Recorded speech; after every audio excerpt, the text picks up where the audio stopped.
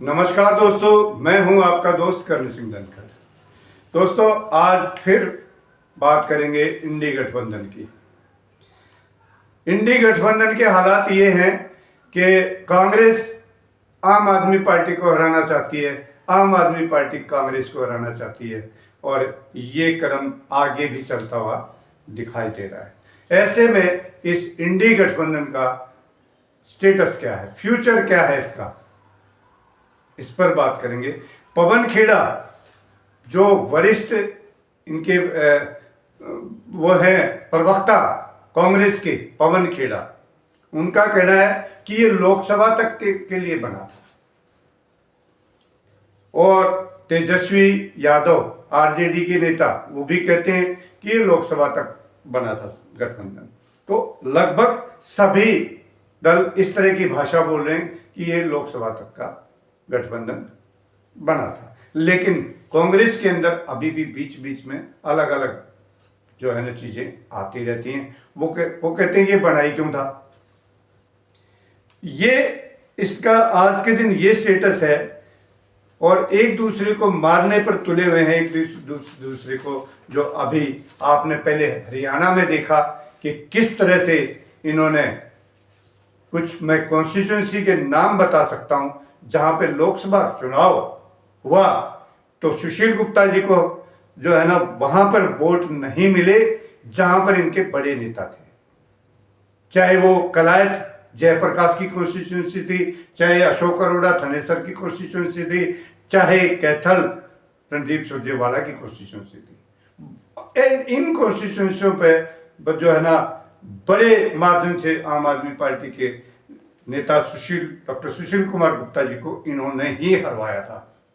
और वो मात्र जो है 12-14 हजार वोटों का इधर से उधर होना था, वो जीते हुए थे। एक हफ्ता पहले तक ये तय था कि सुशील गुप्ता 1.5 लाख से जीत रहे हैं। लेकिन आखिर में ऐसा क्या इन्होंने किया, क्या हुआ, वो सबके सामने। फिर विधानसभा चुनाव, आम आदमी पार्टी आखिरी दिन तक आम आदमी पार्टी ने अपने जो है टिकटें नहीं बांटी, इंतजार करते रहे कि कहीं ना कहीं कोई आपस में समझौता हो जाए और इस इंडिया गठबंधन को इंडी गठबंधन बनने से रोका जाए। लेकिन कांग्रेस के भूपेंद्र सिंह हुड्डा शायद राहुल गांधी से भी बड़े हैं।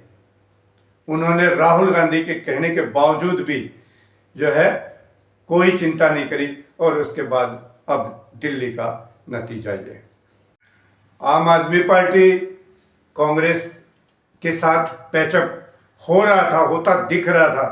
कांग्रेस और एसपी ने भी कस्में खाई थी कि हम इकट्ठे चलेंगे। कांग्रेस और टीएमसी की भी जो है पटरी पर थी उस समय जब इंडिया गठबंधन बना और देश पूरा खुश था। लेकिन आज जिस तरह का कांग्रेस ने जो किया उसके लिए तो यही कह सकता है कि मोहब्बत की राह पर चले थे दोनों, मोहब्बत की राह पर चले थे दोनों। कौन? आम आदमी पार्टी और कांग्रेस, टीएमसी और कांग्रेस, और आरजेडी और कांग्रेस, और सपा और कांग्रेस। तो मोहब्बत की राह पर चले थे दोनों। हम तो बर्बाद हुए, आप कहां तक पहुंचे। ये कांग्रेस के लिए है। वो तो बर्बाद, उनको तो आपने कर दिया, पहले आम आदमी पार्टी को कर दिया, अब लेकिन आप कहां तक पहुंचे हैं। ये कांग्रेस को सोचना होगा, ये कांग्रेस के हर एक कार्यकर्ता को सोचना होगा कि इतना जहर अगर अपने एलाइज के प्रति रखेंगे तो आपका क्या हाल होने वाला है। ये जनता आपको कभी माफ नहीं करेगी। ये इनका जो है चरित्र है जो सामने आ रहा है। तो इन सभी दलों से मैं तो यही कहूंगा कि होता है जिक्र उनकी बर्बादियों का, होता है जिक्र उनकी बर्बादियों का, तो दुनिया नाम तुम्हारा भी लेगी। ये कहीं ना कहीं आप मिटा रहे हैं एक अपने एलाइज को, लेकिन इस देश में, इस दुनिया में आपका ये बार बार नाम आएगा कि कांग्रेस पार्टी अपने एलाइज को खत्म करने का काम करती है। पहला काम ये कांग्रेस पार्टी का है। गठबंधन का नेतृत्व कौन करे, क्योंकि देश चाहता है ये इंडी से दोबारा से इंडिया गठबंधन कहलाए और इसकी पवित्रता बहाल हो। अगर कांग्रेस भी कहीं ना कहीं, अगर थोड़ा सा भी कांग्रेस के दिमाग में ये चीज़ है कि हमें जो है ना इस देश की जनता की परवाह है, हम चाहते हैं कि देश की जनता को तानाशाही की तरफ धकेल रही है ये देश को, ये बीजेपी, सबको पता है कि किस तरह से दिल्ली में वोटों को की हेरा फेरी हुई है, काटा गया और नए जोड़े गए, लेकिन चुनाव आयोग शांत था, कुछ नहीं बोला, सब कुछ होते देखता रहा। महाराष्ट्र में भी यही हुआ। करीब 40-45 लाख वोट ऐसे बताए जा रहे हैं कि एक स्टेट से पहले हरियाणा से महाराष्ट्र में गए, महाराष्ट्र, ये खेल चल रहा है, बड़ा खेल है ये। हम अग्रसर हैं इस समय तानाशाही की तरफ। इस देश को बचाने के लिए ये जरूरी है कि सत्ता पक्ष अगर इतना मजबूत है तो विपक्ष भी मजबूत हो।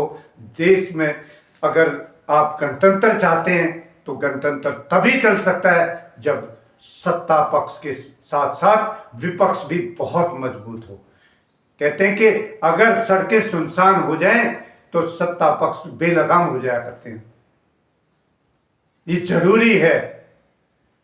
तो सवाल उठता है कि इस नेतृत्व कौन करे इस गठबंधन का। यहां पर एक बड़ा पेच है कि कौन गठबंधन करे, गठबंधन का नेतृत्व कौन करे। क्या तेजस्वी यादव, जो बिहार में अभी चुनाव आने वाला है, उसके मद्देनजर, क्योंकि बिहार में अगर तेजस्वी यादव के ऊपर भरोसा करके इंडिया गठबंधन उनको कमान सौंपता है कि भाई इनके नेतृत्व में काम करेंगे, तो आपको पहली सीढ़ी बिहार में चढ़ने को मिल सकती है। बिहार में इसका पूरा इफेक्ट आएगा।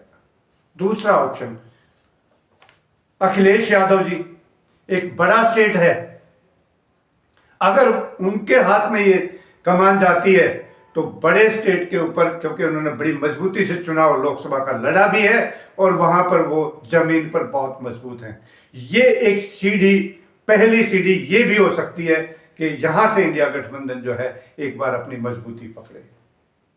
क्या ममता दीदी, जो बंगाल की शेरनी है, लगातार भारतीय जनता पार्टी से बड़ी ताकत के साथ लड़ती रही हैं, क्या दीदी को ये नेतृत्व दिया जाए? वो भी बहुत मजबूत है, उनके हाथों में अगर ये इंडिया गठबंधन का नेतृत्व जाता है तो ये देश की भलाई के लिए होगा। उसके बाद चौथी ऑप्शन आती है अरविंद केजरीवाल। अरविंद केजरीवाल 10 साल तक लगातार, दिल्ली एक पूरा स्टेट भी नहीं था जहां पर इनके हाथ में पुलिस तक नहीं थी, अपराधियों को नहीं रोक सकते थे, वहां पर डटकर इन्होंने बीजेपी की हर हरकत का मुकाबला किया और बहुत बढ़िया स्कूलों को इन्होंने सुधारा, बिजली, पानी, स्वास्थ्य सुविधाएं, मोहल्ला क्लिनिक, सब कुछ किया इन्होंने। महिलाओं के लिए जो है बसें फ्री की, क्या नहीं किया अरविंद केजरीवाल की सरकार ने, और वो भी उन हालात में जब भारतीय जनता पार्टी ने पहले दिन से इनके पीछे लगी हुई है, जिसको मर्जी उठाया, झूठे सच्चे मुकदमों में कहाँ गए, डाल दिया सबको जेलों में, जिसको मर्जी पकड़ा, ये भी है करप्ट है, ये भी भ्रष्ट है, डाल दिया। लेकिन अरविंद केजरीवाल जेलों में भी रहे, लेकिन इनसे डरे नहीं।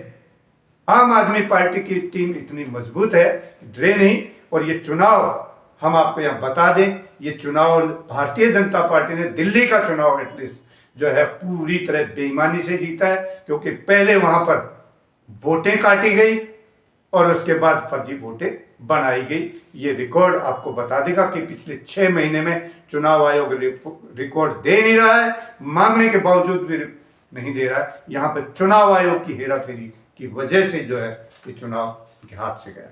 क्या अरविंद केजरीवाल को एक कमान सौंपी जाए, जो आज उनके पास समय भी है, पूरे देश को वो समय दे सकते हैं।